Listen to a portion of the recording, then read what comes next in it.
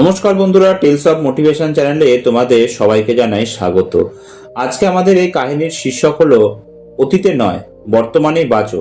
এই বিষয়ে মহামানব গৌতম বুদ্ধের এক অমূল্য শিক্ষা। কাহিনী শুরু করার পূর্বে তোমাদের জানাতে চাই যে ডেসক্রিপশনে আমার আরেকটি ইউটিউব চ্যানেল লিঙ্ক দেওয়া রইল, যার নাম হচ্ছে ইন্সপায়ার বাংলা। প্লিজ চ্যানেলটি ভিজিট করতে ভুলো না। তো চলো এবার মূল কাহিনীতে ফেরা যাক। এক ভোরবেলা পূর্ব আকাশে সূর্যের প্রথম আলো ফুটে উঠেছে। শিশিরে ভেজা ঘাসের ওপর নরম আলো পড়ে যেন সোনার আস্তরণ তৈরি করেছে। বিশাল এক বটগাছের নিচে শান্তভাবে পদ্মাসনে বসে আছেন গৌতম বুদ্ধ। চারদিকে শত শত শিষ্য নীরবে বসে তার দিকে তাকিয়ে আছে। বাতাসে শুধু পাখির ডাক আর পাতার মৃদু শব্দ। সেদিন বুদ্ধের মুখে ছিল এক গভীর প্রশান্তির হাসি, কিন্তু তার সামনে বসে থাকা অধিকাংশ শিষ্যের মুখে ছিল অদ্ভুত এক অস্থিরতা। কেউ অতীতের ভুলের জন্য অনুতপ্ত, কেউ হারিয়ে যাওয়া প্রিয়জনের স্মৃতিতে কষ্ট পাচ্ছে, আবার কেউ ভবিষ্যতের অনিশ্চয়তায় ভীত। হঠাৎ এক শিষ্য উঠে দাঁড়ালো। সে হাত জোর করে বলল, প্রভু, আমার মন কখনোই শান্ত থাকে না। আমি বারবার অতীতের ভুলগুলো মনে করি। যদি সেদিন অন্য সিদ্ধান্ত নিতাম, তাহলে হয়তো আজ আমার জীবন অন্যরকম হতো। এই অনুশোচনা আমাকে প্রতিদিন ভেতর থেকে ভেঙে দিচ্ছে। বুদ্ধ তার দিকে গভীর দৃষ্টিতে তাকালেন, তারপর কোমল কণ্ঠে বললেন, তুমি একটু বন থেকে একটা শুকনো কাঠ নিয়ে এসো। যুবকটি দ্রুত একটি শুকনো ডাল এনে দিল। বুদ্ধ বললেন, এবার এটিকে আবার গাছে লাগিয়ে দাও, যাতে এটি আগের মতো সবুজ হয়ে ওঠে। শিষ্যরা বিস্মিত হয়ে একে অপরের দিকে তাকাতে লাগলো। যুবকটি কিছুক্ষণ চেষ্টা করলো, মাটি খুঁড়লো, ডালটি বসালো, জল দিল, কিন্তু সবাই জানতো শুকনো ডাল আর কখনো জীবন্ত হবে না। সে ফিরে এসে বলল, প্রভু, এটা অসম্ভব। বুদ্ধ মৃদু হেসে বললেন, যেমন শুকনো ডালকে আর জীবিত করা যায় না, তেমনি অতীতকেও আর পরিবর্তন করা যায় না। চারদিকে নীরবতা নেমে এলো।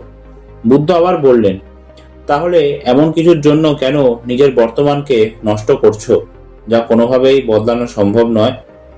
সবাই মাথা নিচু করে রইল। ঠিক তখনই আরেকজন শিষ্য উঠে দাঁড়ালো।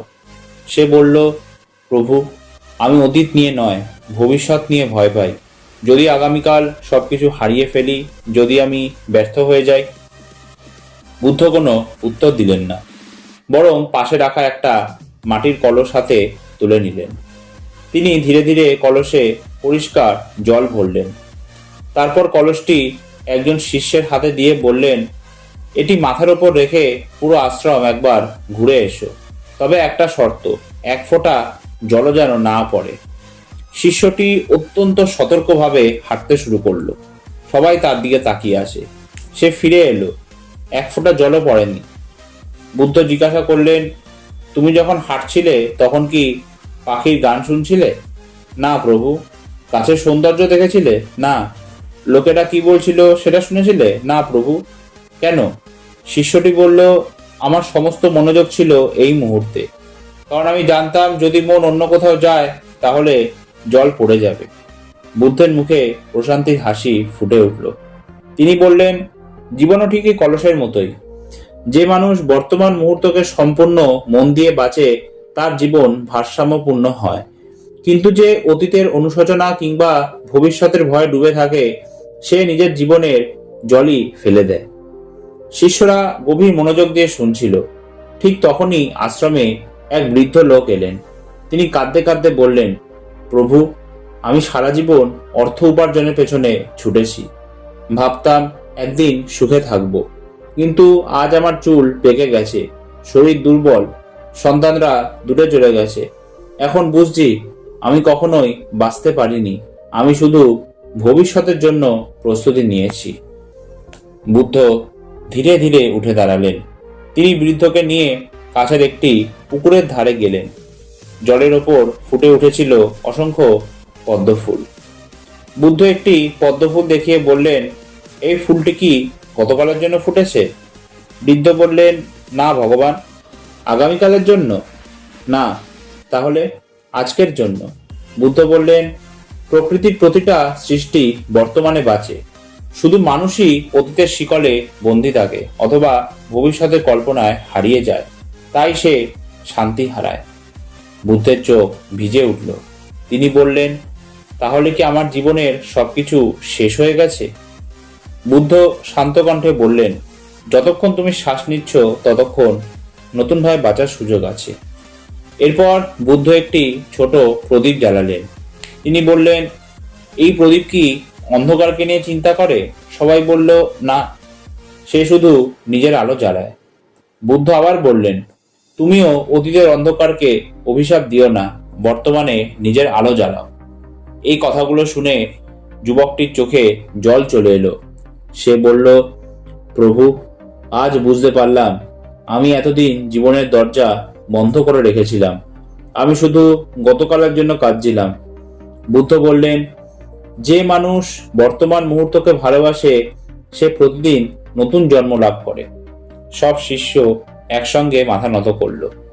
সেই সকালে আশ্রমের পরিবেশ যেন আরো শান্ত হয়ে উঠল। পাখির গান আগের মতোই হচ্ছিল, বাতাস আগের মতোই বইছিল, কিন্তু বদলে গিয়েছিল মানুষের মন। তারা বুঝেছিল সুখ কোনো দূরের গন্তব্য নয়, সুখ কোনো হারিয়ে যাওয়া স্মৃতিও নয়। সুখ লুকিয়ে আসে এই মুহূর্তে, এই শ্বাসে, এই বর্তমানেই। দিনের শেষে সূর্য যখন পশ্চিম আকাশে ঢলে পড়ল, তখন বুদ্ধ শেষবারের মতো বললেন, মনে রেখো, অতীত হলো শিক্ষা, ভবিষ্যৎ হলো সম্ভাবনা, কিন্তু জীবন শুধুই বর্তমান। যে বর্তমানকে হারায় সে পুরো জীবনকেই হারায়। সেদিনের সেই শিক্ষা শত শত শিষ্যের জীবন বদলে দিয়েছিল, আর আজও সেই শিক্ষা প্রতিটা মানুষের জন্য সমান সত্য। গতকাল আর কখনো ফিরে আসবে না, আগামীকাল এখনো আসেনি, তাই সত্যিকারের জীবন লুকিয়ে আছে আজকের এই মুহূর্তে। বর্তমানকে ভালোবাসো, বর্তমানেই বাঁচো, কারণ এই বর্তমানই তোমার সবচেয়ে বড় আশীর্বাদ। কাহিনীটা এতটাই। ভালো লাগলে প্লিজ ভিডিওটা লাইক আর শেয়ার করে দিও, আর ভিডিওটা কেমন লাগলো কমেন্ট করে জানাতে ভুলো না। তো আবার তোমাদের সামনে আমি উপস্থিত হবে একটা নতুন কাহিনী নিয়ে। ততক্ষণ সবাই সুস্থ থেকো, সাবধানে থেকো। ধন্যবাদ।